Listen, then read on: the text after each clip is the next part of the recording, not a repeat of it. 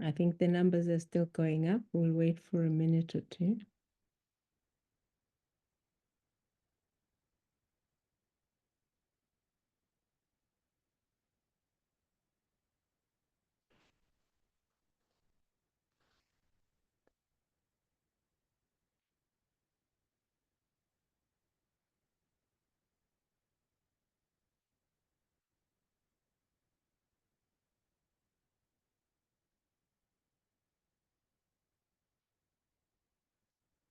Hi, everyone. Thank you so much for joining. We'll start shortly. Hello from Spokane. Hi, everyone. We're just waiting for one more person to join, and we'll start shortly.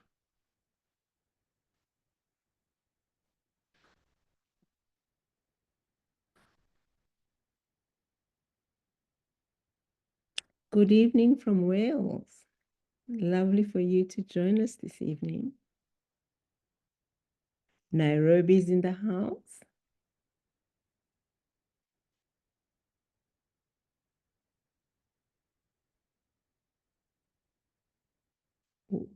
We'll start shortly. Thank you so much for checking in. Berlin, welcome to the chat. Missouri,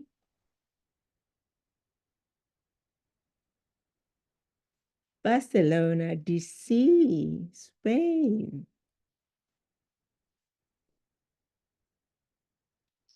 Hamburg. I'm sure I'm missing a few, but it's fantastic to see everyone come through. Jambo, Kenya. We're just waiting for one of our panelists to come back, and then we'll start in a minute. I can't even keep up. Louisville, Virginia, Richmond. Grace, are you back? Can we start?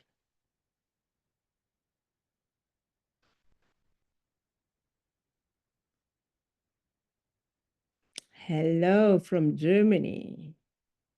Quite a number of people joining from Germany and United Kingdom. That's fantastic.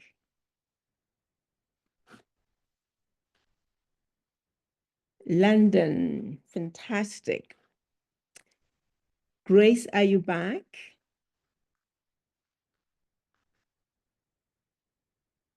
Yeah, sure, I'm back. Thank you. Thank you so much, Grace. From DC, from everywhere. Hello, everybody. We're going to start now. Thank you all for joining us. My name is Nunu Ntshingila, and I'm the board chair for Women for Women International. And I am so pleased to be here.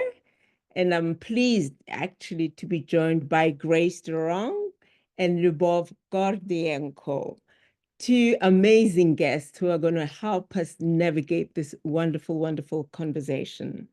On June 19th, we observe International Day for the Elimination of Conflict-Related Sexual Violence. We are here to mark this day and discuss what progress looks like. Before we get started, this conversation will include discussion on sexual violence. So please prioritize your own well-being.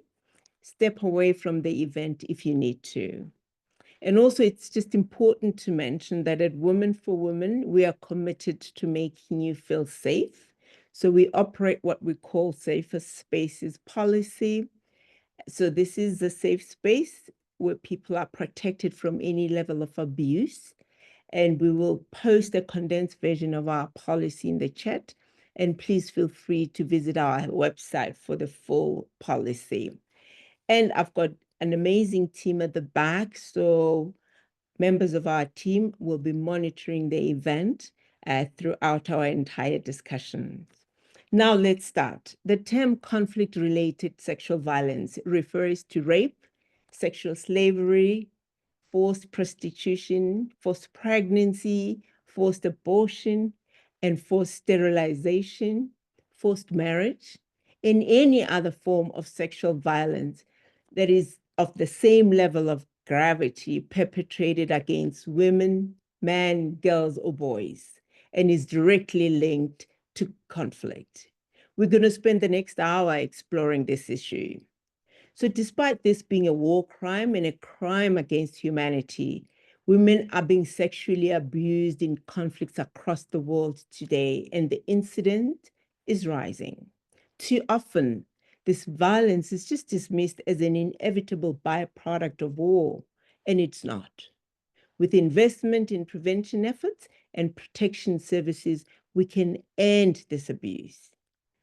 Grace Dorong is the founder and executive director of Root of Generations. Root of Generations is a local partner for us at Women for Women International in South Sudan. Grace works to support displaced women and youth in South Sudan and provides support to conflict-related sexual violence. But most importantly, also looking at the impact that climate change has in exacerbating sexual violence. We're also privileged to be joined by Liubov Gordiienko. She's a lawyer and a gender expert in Ukraine. She specializes in women, in peace, in security, and integrates gender perspectives into security and defense in Ukraine. She's also an advisor to the government Commissioner on Gender Policy for Ukraine, discussing the same thing, the prevention and the response to conflict-related sexual violence. It's such an honor to welcome you both and to have you here.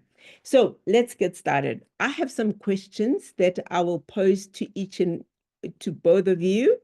And at the end of the session, or towards the end of the session, we'll open it to the wonderful people that have joined us today, and we'll take some question and answers. And by the way, if you've just joined us and you have some burning questions throughout our conversations, don't forget to pop them into the box. Grace, I'm going to start with you. You founded the Root of Generations, and you work with survivors directly. I know you've also spoken personally and quite openly and bravely so, by the way, about the personal threat that you faced yourself. Could you tell us a little bit more about the root causes of conflict-related sexual violence and how local women and organizations like yours are driving change in this space? Thank you so much, Nunu, and good evening to everyone. Good morning. Thank you for having me.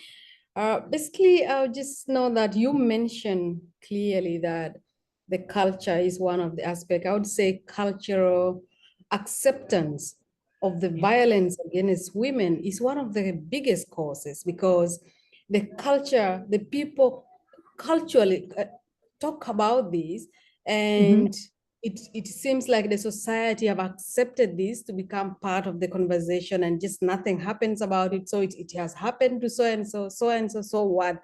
And so this is one of the causes of this violence against women. And also looking at South Sudan is a country that has been in conflict for decades. And during conflict, women are always the first to die, the first to suffer, and the last to be listened to. And this is exactly what is happening in South Sudan. The conflict that has been there for more than 30 years, continuously affecting women. And the men uses these kind of opportunities to continue to violate the rights of women. By them having the guns in their hands, there is a lot of what you call guns in our country. Everyone has it.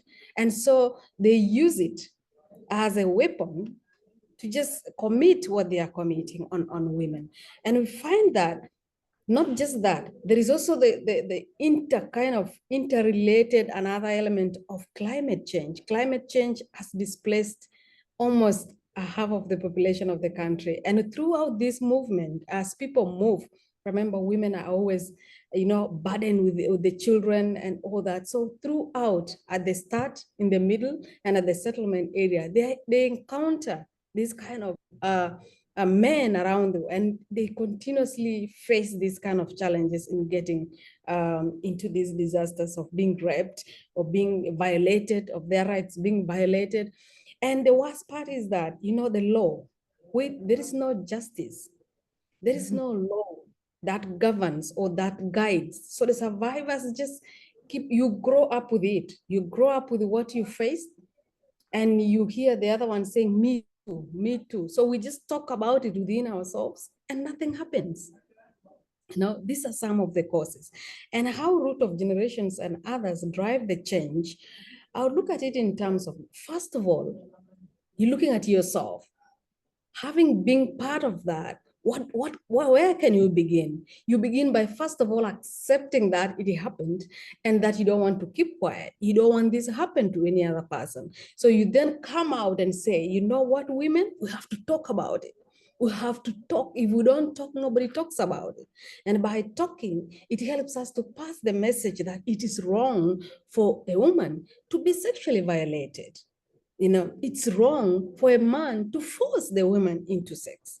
And so by talking this, empowering these women to amplify their voices, to help to come out, you find that out of 20 that you're speaking to, almost a half of the number have gone through this. And so this is also part of the healing process, that when you talk out, you then realize slowly, you tend to think that you're empowering another child to know that this is wrong. Also, we're also doing this through creating the safe space where women can speak out. Because literally, there is fear. When you talk, what will happen? There must be a gun on you and someone say, why did you talk about this? And so there is that creating of safe space. Women are investing in having the safe space where women can come and feel free to air out their pains and try to turn out their tears into the strength that they can use to fight for the next generation. And this also goes in hand into prioritizing protection throughout the structures within the communities, through advocacy, through awareness, trying to creating awareness within the communities and making sure that the protection of women and girls is prioritized. These are some of the efforts that women and root of generation in South Sudan are putting into place. And also, by educating the women on their rights, telling the women that whatever is happening is not the right thing and that you have the right to speak against it. So these are some of the things we do, because most of them, because of the culture, think that it is okay to be raped, it is okay to be forced, it is okay to be, after being raped, you can also be shot. So letting them understand that it's not okay. It is against the right. There are international rights that governs, that says it's wrong for you to have gone through this. These are some of the things we do, and also advocating for the policies that better protects the women and the girls. Over to you, Nunu. Thank you so much, Grace, for that. It's just so inspiring to hear that at least something is happening.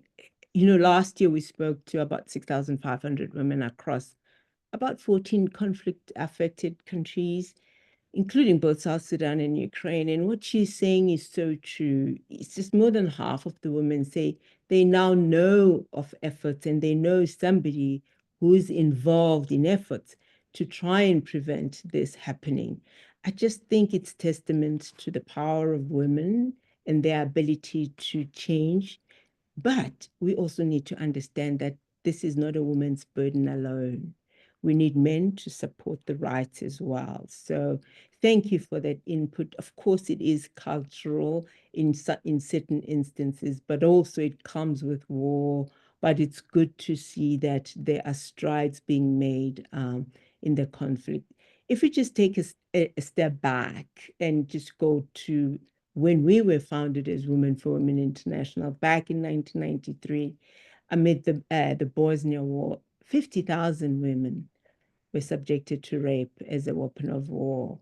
And this horror, it took this kind of horror for the world to recognize rape as a crime against humanity. And in Kosovo, it only took 20 years for survivors of sexual violence to actually receive any legal framework or any kind of reparation of what they've suffered through. Liubov, I'm going to come to you with that. I'm sure our audience has read about sexual violence in Ukraine. It's been quite widely reported since the invasion of Russia in 2014. This is the first time actually we're seeing a legal support or a legal framework for survivors during an active conflict. Please, can you just tell us a little bit more about what it looks like, what protection looks like, what is the support, what are you seeing among survivors, who has led this, and how is it working for you? Over to you. Thank you, Nunu. Thank you for this question, and thank you for the opportunity to join this very important conversation. So indeed, CRSV in Ukraine has received international attention. But what is perhaps less widely understood is the scale and the depth of response being developed within Ukraine, and particularly during the ongoing armed conflict. And the progress over these last 3 years, since the full-scale invasion is very multi-dimensional. So the first dimension I would highlight perhaps is the legal one. One of the most significant developments is the adoption of the law on the legal and social protection of survivors and urgent interim reparations. So the law was adopted last year in November, and this marked a major step in the recognition of the specific rights of CRSV survivors. So first of all, this law established a separate category, separate legal status. It also provided for the provision of urgent financial support. And notably, it also recognizes children born of wartime rape as survivors in their own right. But while there is still, of course, work to be done to amend Ukrainian legal framework more broadly, for example, in the area of criminal procedure, this law already sets an important foundation for social and legal protection of survivors. And alongside this framework, a pilot project on urgent interim reparations was launched by Global Survivors Fund in coordination with the Office of the Deputy Prime Minister and the Office of the Government Commissioner for Gender Policy, which I represent today. And since its official launch in May last year, so it's a little bit over a year, this initiative has received over 700 applications, and the reparations have been provided to over 500 individuals, including men and women and children.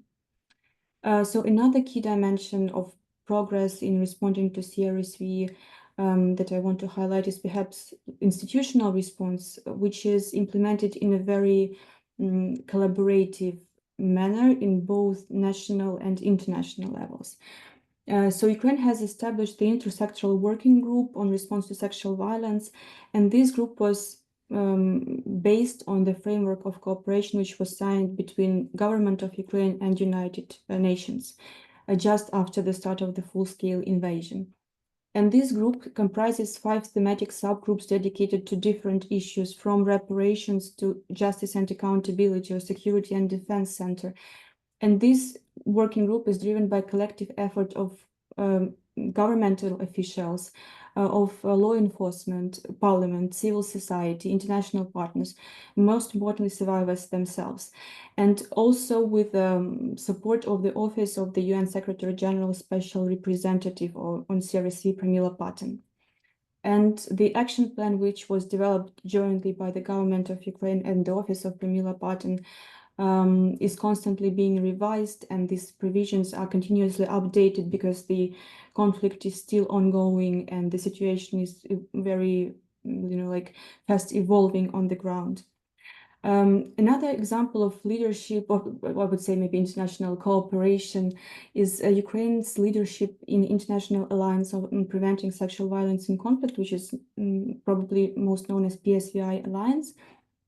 Ukraine assumed this presidency for the year 2025 to reinforce its commitment to global leadership on this issue. And the alliance brings together states and civil society organizations which advance survivor-centered approach and survivor-centered policy. And by chairing this alliance, we aim to both share Ukrainian experience and to learn experience of other members, states and organizations. So the last dimension I would probably, maybe not even dimension, but an approach that Ukraine is committed to is the co-creation. Co-creation is, I believe, the term that I have borrowed from the Global Survivors Fund.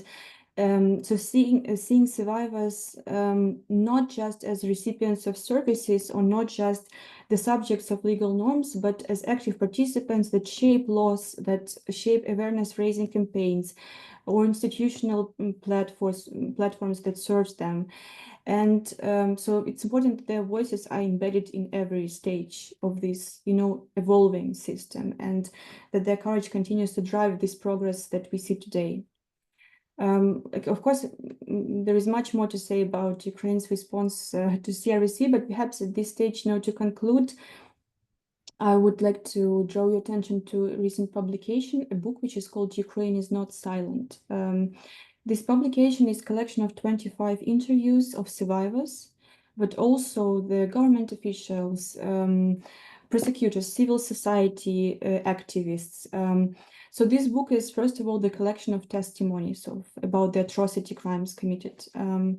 But also it's a symbol of, survivors' resilience and a symbol of systematic cooperation between civil society, survivors, government, and etc. So I believe the organizers can share in the chat the link to this publication so that our participants could see the QR code and maybe read the full version of this book if they're interested, so to access it directly. Thank you. Thank you so much. Just to pick up 2 things from what you said, certainly we'll make sure that the link is available at the end of the chat. But I love the concept that you spoke about, the concept of co-creation. I want to, while you've elaborated on how extensive the system is in Ukraine, I really do wish that it could spread throughout the world. I just wanted to focus in particular on men's engagement.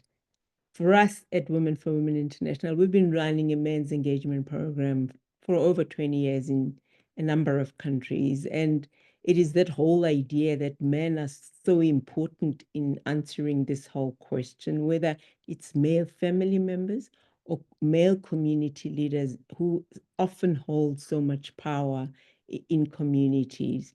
I'm going to come back to you, Grace, and also you, Liubov, just to perhaps specify in your area, what do you think the role of men is in this process of ending this level of abuse? Grace, you want to start?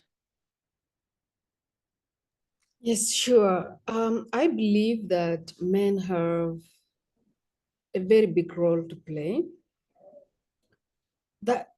I draw it from the experience that you find most men tend to listen to men than women. So to us, in fact, we're one of the organizations that also works on men engagement. And we feel that prior to this, engaging the women as a household before engaging women alone seems to be like you're engaging the survivor, and yet the perpetrator is out there, is not getting the message. So you're talking to a wrong person, basically. And so we felt that to start talking to men means that we have to engage the community as a family. We engage the family in order to bring the men on board. And this actually led to slowly moving into now having the men engagement forums. And so we feel that they have a very big role to play in actions against sexual violence. One is that men have their own ground where they sit and discuss their issues. And so taking these discussions into those areas creates a lot of positive impact in the communities, because once a man speaks against something, then first of all, the man will think that this man has been, controlled by a woman.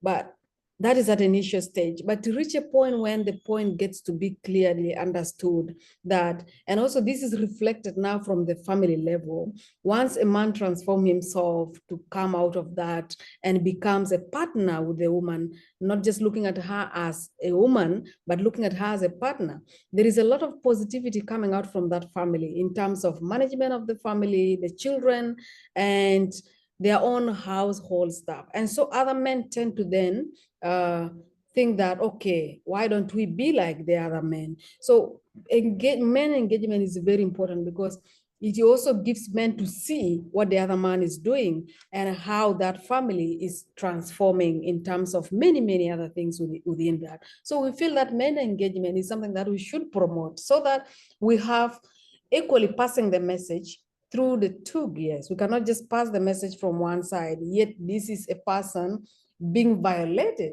against. So passing the information through men and through the women helps to balance up our efforts towards eradication of gender-based violence and specifically sexual violence. Over to you. Liubov, you spoke extensively about what government is doing. Just if you could also just add on to that specifically, how men are involved.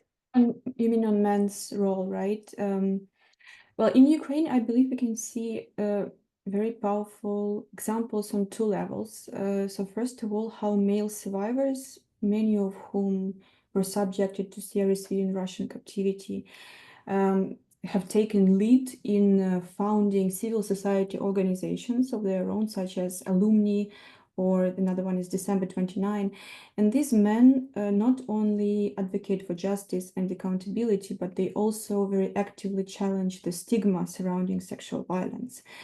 And through their voices, they demonstrate that seriously affects people of all genders, and that that seriously includes a very wide range of abuses, from forced nudity to genital mutilation. Another example we can see at the high international level is when this January, Ukrainian survivors and human rights defenders, they came together to deliver a formal appeal to UN Secretary General, urging Russia's inclusion to the UN so-called list of shame for the use of sexual violence as a method, a tactic of war. And this was a very clear call to global leadership to act. And the letter was described by UN resident coordinator in Ukraine as one of the most powerful appeals in recent years, because this is, on one hand, a testament of strength of survival-led advocacy, and on the other hand, of the importance of high-level responsiveness. And these examples both show that men, whether as survivors or as decision makers or as allies, if they engage authentically and visibly, they can help break stigma, they can widen public understanding, and they can press for accountability at the highest political levels. Thank you to both of you. And just on that issue of engaging the United Nations, in 2020, I think in 2024, they published a study saying that there was a 50% increase in cases of conflict-related sexual violence between 2022 and 2023. Liubov, do you think that with all the work that has been done, is this getting better? Is it getting worse? Is it reported a lot more? What is your sense? I believe both. So in terms of reporting in Ukrainian context as that of many other contexts, it's clear that the number of cases officially registered by law enforcement presents only the tip of the iceberg. And the figures that we see based on this program of urgent interim reparations only reinforce this. So the number of applications submitted by survivors exceeds the number of cases registered and reflected in criminal proceedings. And this discrepancy underscores a broader reality of official data, that official data captures only like the segment of the actual scale of CRC. In Ukraine, of course, we anticipate a significant increase in documented cases once currently occupied territories are liberated. Survivors in those areas obviously have no access to justice mechanisms or to any kind of assistance, and the same applies to civilians and military personnel, which is still held in Russian captivity. But at the same time, I do believe that reporting increases when states create the necessary conditions, be that legal, psychological, social, for survivors to come forward, and in response, survivors themselves become powerful agents for change. So I believe when they choose to speak, they encourage others also to speak and to seek justice. At the same time, globally, we observe that despite advancements in international criminal law and in international criminal justice mechanisms, and despite these repeated calls to comply with international humanitarian law, the crimes persist. And unfortunately, even though the tools of war evolve, the nature of war remains brutally consistent, and military aggression continues to reflect the patterns of toxic hegemonic masculinity. And it does not differentiate between who to target, and as a result, people of all genders and ages suffer from sexual violence. Oh, thank you so much for that. Grace, coming back to you. In our study, we know that there are 5 key challenges that particularly women face in such areas. It's lack of awareness or education, lack of community or family support, fear of retaliation, the stigma that you all have spoken about, and most importantly, is insufficient resources. Now, with global funding cuts that we've seen, particularly coming from around the world and in particular the US, are you concerned that the progress to eliminate this is in jeopardy? Yes, no, it is in jeopardy. This is basically because, sexual violence is a health concern. And most of the health facilities, for example, in South Sudan, are being supported by AIDS Fund. This means with this reduction, they will reduce access to health services by the survivors. You also find that the shelters that have been run, for example, WFPA is running a number of shelters for the survivors of sexual violence. These shelters, for example, now, most of them are closed down. That means the survivors will not access the shelters. And also the legal aid for survivors also. Remember, most of these are being facilitated. The legal aid support is being facilitated also for someone to go to the court, though there is no justice actually given.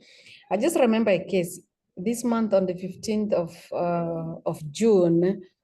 There was a case in one of the regions where a young girl was forced into marriage, and when she said no, she was beaten to death. And you find such cases, in order to facilitate the arrest of the brothers, for example, of the people, it requires also financial support. Most of these organizations running these kind of activities are supported by aid support. And so these cuts basically means that it will drag all these efforts that have been put for a number of years to almost zero, because you find many things requires the resources to run. The health facilities requires the resources to run it. So it means literally that we're going down, we're actually sinking, and that instead of us seeing now the level of growth in terms of trying to eliminate this coming up, but at least the graph now will now go down. So this is literally what it means so far, because this is what we're witnessing as the frontline fighters against sexual violence. Thank you so much, Grace. Before we move into audience questions, I want to ask both of you. There's about 27 armed conflicts happening around the world right now. So is there any message or strategy that you hope other conflict affected communities can learn, either from you in Sudan, Grace, or Liubov in Ukraine? I'll start with you, Liubov, in Ukraine. What can we learn from you? We've already learned so much just in this entire conversation, but is there anything else that you'd like us to think about? Well, I think I would probably return to the point that I have emphasized earlier. The most powerful lesson from Ukraine's experience is the recognition of survivors as agents of change. When survivors are meaningfully included in shaping both prevention and response efforts, we move toward a really survivor-centered approach, not just a principle, but a practice. Of course, transitional justice can take many forms, and reparations may involve compensation, rehabilitation, satisfaction, whatever. But ultimately, it should be survivors who determine what form of justice or what forms of justice are most meaningful for them, and in what order of priority. And co-creation with survivors isn't just the ethical principle or ethical imperative. That's what actually makes responses more effective. Grace? Yeah, to me, I would just say she really mentioned of having the survivor-centered approach in our programming, but I will echo the fact that many times resources these people, and the efforts they put, it requires support, and that the gender parameter that is being used to support many times just ends verified, doesn't reach the people. So this means the women across the globe, we have to put our efforts to ensure that the resources reach the right hands, such that these efforts can be supported. And also just to make sure that our programming is very intentional, that we have to be intentional in what we're doing and making sure that many women come up and come out and speak up about these kind of issues. Thank you. Thank you so much to both of you. I think we have got some time to go to Q&A, and I'll head straight into Q&A. I think the first question I have is from Kelsey Boyle, and I think it's for you, Grace. It says you mentioned that conflict-related sexual violence is related to a wider culture. Are there ways that we can stop intimate partner violence as a first step to changing norms? That is definitely a good question. And stopping partners' violence is something so deeper. That's what I said before, that we have what we want to promote holistic approach. That means handling the family, the household as a unit, looking at the husband, looking at the wife, and looking at the children in terms of our programming towards ending sexual violence. That way, it will enable us to get the richer impact from the family, and then which will penetrate into the communities, because as a family, we know the family is the root of the society. So if at the family level we're able to eliminate this at the family level, then we can easily impact the society. So this is why we can say that let's all the efforts look at this programming in terms of handling entire household of husband and wife, making sure this root is okay and they live these kind of issues before. Over to you. Thank you so much, Grace. The other question that's come in, somebody says, is it Bax? I'm so saddened by this and stand with you in creating change. With so much rape, STD is a problem too. I think somebody referred to this as a health issue. Who wants to take that? Definitely, this is a healthy issue. Someone forcing you, someone you don't know, in the bush, you're being forced into sexual activity. What do you expect? And these are people who are living basically in the bush. They have no access to healthy facilities. Do you think they're okay in their bodies? We're treating a number of cases in our refugees camp for women from from Sudan who are fleeing violence. These are women suffering from all sorts of mix of diseases, sexually transmitted diseases. So there is no exception here. You can't be raped and you expect to be okay. Most of them even acquire HIV, most of them gonorrhea, and also it's mentioned. So it is also a concern. Liubov, let me come to you. Perhaps this is a hard question for you. How many schools / education, how can education change this? How can education change what exactly the stigma or Well, Sandra does not specify. It just says, how may school/education change all of this? Well, I believe this is not the conflict-related sexual violence directly, which is supposed to be tackled, but more the egalitarian values of the society have to be taught at the very first grades of school. And this is, I believe, the values that the society has to embrace. And ultimately, this is what leads to prevention of gender-based violence and conflict-related sexual violence specifically. I believe it's important to maybe address the culture of toxic masculinity, also starting from schools, so that masculinity was not tied to power and domination and violence. So yes, these are just basic democratic principles of the rule of law and respect to human rights, which form the foundation of this prevention in the future. Thank you so much. Perhaps back to you, Grace. In the context of South Sudan, what are some of the laws enacted by the government government for women who have experienced sexual violence acts? Are the laws enforced? If not, what is your organization doing to ensure that these laws are enforced or implemented? I know we're putting everything on your shoulders, but any thoughts on what your organization does in that area?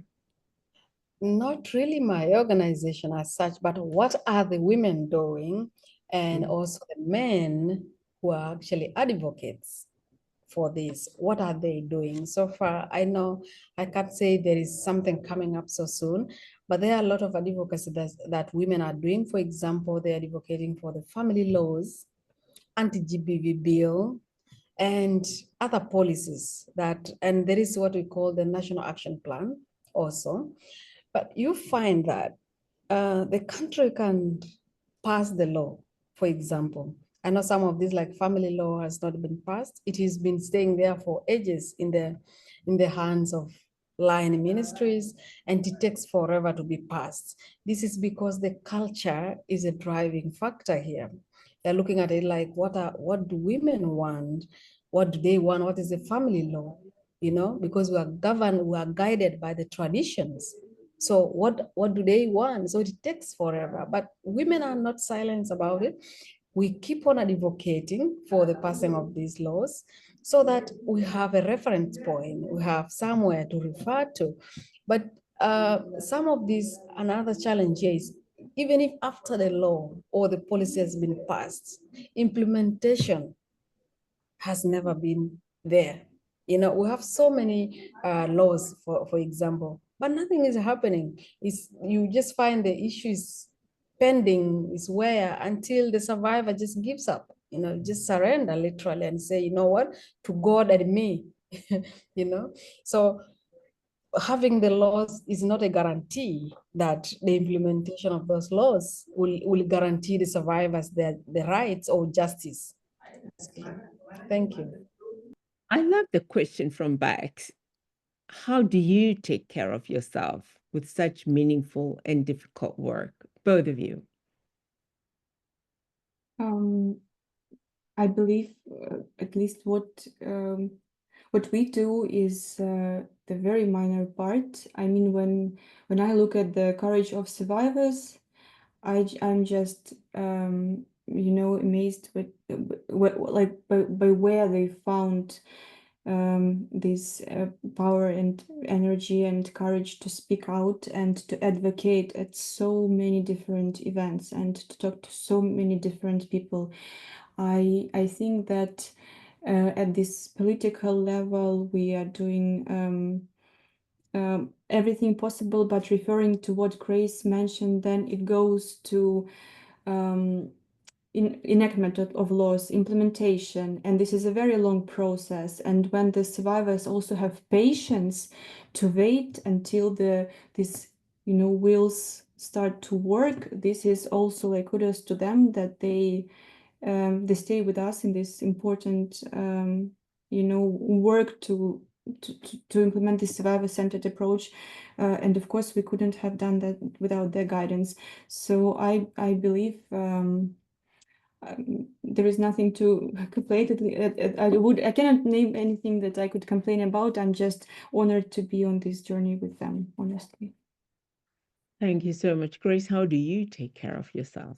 How do I take care of myself? Basically, it's a hard question. You know, being a victim, just, it took time for you to just put a smile on your face and say that, you know what, yes, I am part of that. So how do you also become that strong? So basically, how do we take care of ourselves is that I basically works in the communities, and that's what I love the most. But I have to also have time off. I love nature, so I take the time off and have time with the nature just to rejuvenate and read some books and just learn something new.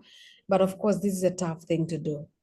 And every time you are with these survivors, it reminds you of your own experience. And sometimes you end up just breaking down in the middle of a session, and it's a reality. Thank you. Oh, thank you so much to both of you for sharing and for sharing so personally. It is a tough job, and I hope that we certainly hope that you continue to have the strength to do what you do, because the work that you do is so, so important.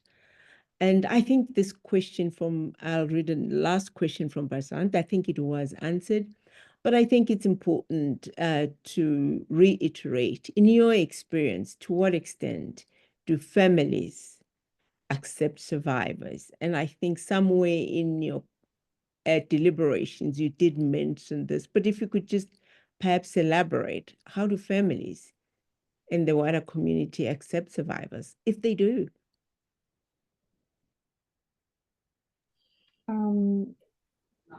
This is an interesting question, but I'm not sure I have enough maybe information to answer it fully. I believe I like being in contact with many survivors through both formal and informal conversation. I have never heard about any kind of inacceptance by their family members or by the community more widely. I think this is due to the fact that so much work has been done to raise awareness of this crime, about the scale of this crime, about the consequences of this crime, that over starting from Russia's invasion over 10 years ago, that I believe the society is already prepared to to talk about it, and of course it accepts the survivors. Thank you. Grace, any further? Yeah, to me, having experienced that, it becomes like a permanent mark on your face, and that everything else is not the same. For example, if you're still growing up and then intending to get married, for example, the dowry being paid after you will be less. For example, the man doesn't respect you that much, just keeps on reminding you of your past. And the society itself, always they refer you based on that. So your name tends to disappear and people call you based on the other name. And then your family feel that they have been kind of unfortunate to have you as their daughter. So there is a lot coming up, and you tend to lose a lot of the circle of people. And losing your name, for example, it becomes like you feel like being reborn, and so that you can be renamed. But unfortunately, that doesn't happen. So this is some of the things that survivors keep on going. And if they're lucky enough to pass to a certain level, have the children, their children also face the same. The society refer to these children as the children of the woman who was, so the name of your daughter becomes so long. the name, the daughter of the, so the names also of your daughter becomes long. Some of them, we have cases where women just tend to commit suicide just to avoid all these kind of things. But some of us have to stand up and say, you know what? Yes, it happens, and this happens for a reason, so that another community, another generation doesn't have to go through the same. Yeah. Thank you so much to both of you for sharing. I am a little speechless. It just goes to show how deep our cultures penetrate into our lives, and particularly into the scourge. My final question to both of you comes from Daisy Bessel. It's so great to hear about Liubov's national work and Grace's grassroots work. What do you think is the best way for people in your roles to work together to create real change? Thank you, Daisy. Really, change happens when people come up and unite with the survivors. Because when the stigmatization continues, then survivors remain isolated. I believe if there is that unity, taking these survivors and making them part of us and then fighting together, increasing the synergies within the communities, would at least bring some change. I know when you say real change, we don't know what the real change would look like, literally, but I'm looking at the generations of unity, the generation of acceptance, the generation of, supporting and eliminating this stigma and giving chance to this, and then fighting together as a unit. This is what I believe so far, and this is what I'm encouraging the rest to do, that it wasn't me who wanted to be, it was forced on me. So don't refer to me based on that, because I didn't choose to. So these are some of the things we look at, that the synergy might be the best way of fighting and bringing change in the societies. Your final thoughts? I would perhaps reiterate partly what Grace mentioned. I believe that collaborative approach is really important to tackle sexual violence and its consequences, both nationally, because there are so many nuances in whatever domain of response you take, and it's important to bring together survivors and professionals from different fields, psychological, legal, social, etc. But also it's really important to have international cooperation. I believe our foreign our international partners have done a lot to share their experience, and for us, different models of response that we had a chance to learn from conflict affected states contributed a lot to building this model of response and this legal framework in Ukraine. So I do believe that this collaboration and international cooperation helps to learn on the mistakes of others and to bring the best responses from experiences of others. Thank you so much. Just when I think that was our last question, there's a question that pops up. With the last 5 minutes that we have, I'll take the last question and then we can close. Could you tell us something about the specific support and protection services for survivors from the LGBTQI community? Any one of you can answer that. Okay, to us, the issue of LGBTQ is still very, very far due to the culture that we have. But I have experience with them in one of the camps where we have Sudanese refugees and Ethiopian refugees and all that. So we have specific group of these LGBTQ people, but they are not coming out and they don't receive any support. They tend to be isolated because nobody wants to talk about them. So we feel that the best support we can give to these people is basically to support them in terms of empowering them through financial support. And that is what we did with one of the group. And also to try to fight some of the stigma that they have, especially from the legal perspective, that these are the people of this type and they need to have the same right or protection that they deserve based on their character. But I know in our culture here, it's typically something you can't talk about it, but it is like done underground. You understand them. They actually speak to you like something. There are certain signs that they used to use to say that I'm part of that and I need your help. So it becomes something you can't talk about, but we support them in terms of just having a certain group of them and supporting equally like other women that are also in these camps.